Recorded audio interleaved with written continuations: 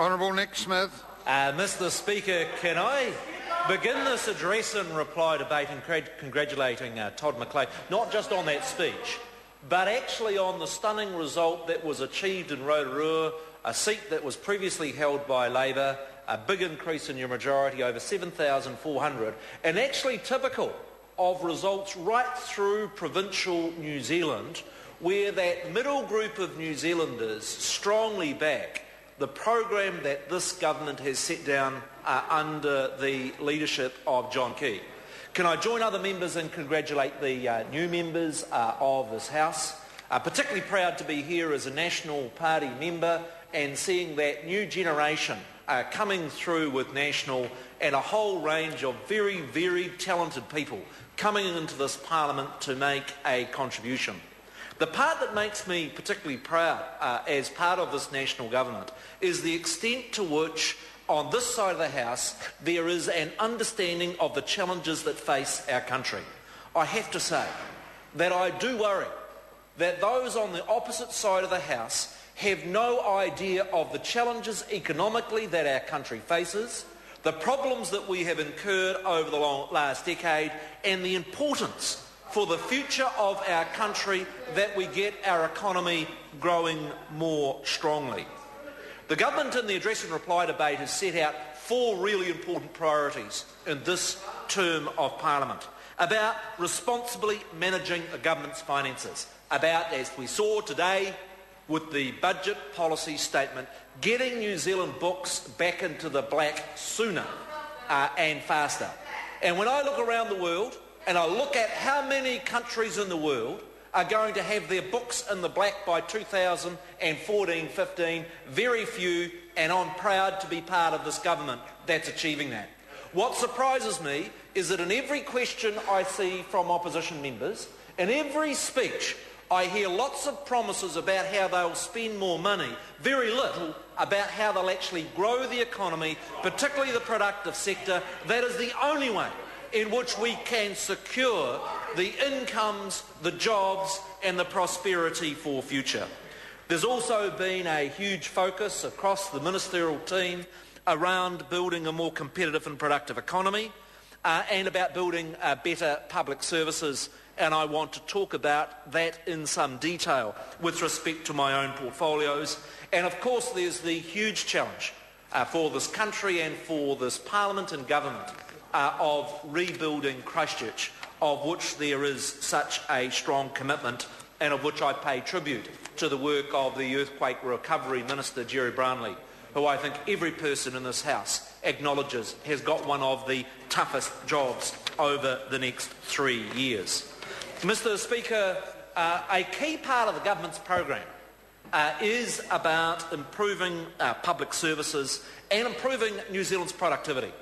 And I want to talk for a moment about the challenges that there are in the local government sector. You see, one of the big concerns that we have is that the productive part of our economy has actually been in recession going all the way back to 2002.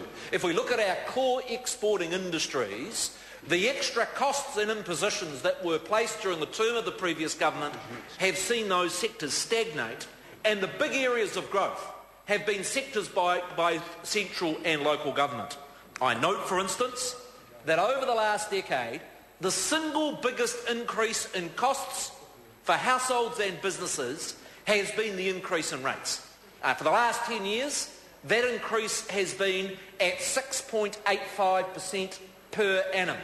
That is more than double the rate of inflation. And I want to reflect, Mr Speaker, on the changes that were made in all of the local government legislation in 2002. And I invite the member that's interjecting to go back and read the Hansard of what the Labour government said at the time. And what the Labour government said at the time was that those measures were actually going to generate cost savings. They've actually done the opposite. Let me put it this way. If rate increases over the last decade had been at the same they'd been for the previous decade, prior to those changes that Labour made, the New Zealand annual rates bill would be $1 billion a year less. And what's more, if we talk in terms of households, Households that are under pressure in terms of their costs and their standard of living, those changes have brought about $500 a year in increased rates for the average household, over and above if those rate increases had been what they had been through the previous decade. And I want to challenge the member on a further concern, and that is in terms of the level of debt within the local government sector. And Mr Speaker, I have to say, debt is the issue of our time, whether it be household debt, whether it be in terms of country debt, whether it be in terms of debt within local government. And my worry, Mr Speaker, is while this government has been successful, and we've seen over the last 2 years household debt come down after it burgeoned in the term of the previous Labor government, what we have seen in terms of the farm sector is debt plateau over the last 3 years. Over the same period, we have seen local government debt not just go up, but go up by ever-increasing amounts. Since the Local Government Act changes that were made by members on opposite sides of the House, we have seen local government debt quadruple from $2 billion, Mr Speaker, to $8 billion and continuing to rise. And so I say, and what members on this side of the House say, is that ongoing growth is not right, that it will compromise the capacity for New Zealand to move forward and to be able to grow competitively. And the first thing we need to do, in response to the member from the question, is we need to go back and have a fresh look at those changes that Labor made to broaden the role of local government. And I say to the member opposite, those changes that were made in 2002, which imposed very large compliance costs on our councils, that expanded the role of local government far more widely, has come with a very expensive cost for New Zealand households and New Zealand businesses, and that is something of which this government is looking to reform. I also, Mr Speaker, want to draw attention to what has occurred around wage costs. If we look at the latest Labor cost index, this is what it shows. This is what it shows. If members would listen, they might learn something. Over the course of the last Labor government, Labor costs in the state sector and in the local government sector grew significantly faster than what they did in the private sector. And what this government has been successful in doing is bringing back those increase in Labor costs within those core government agencies. But what worries me, Mr Speaker, is this. Over the last 3 years, the Labor costs in the state and the local government sector have been increasing at more than double the rate of those in the central government sector. And it is our view that that same fiscal discipline that this government has brought to the central government books needs to be translated into the local government sector so that we can get those efficiency gains. Because, Mr Speaker, we actually need both central and local government containing its costs. We need central and local government supporting those core productive industries that actually create the wealth for this country, the jobs and the future that we wish for the prospects for this country of ours.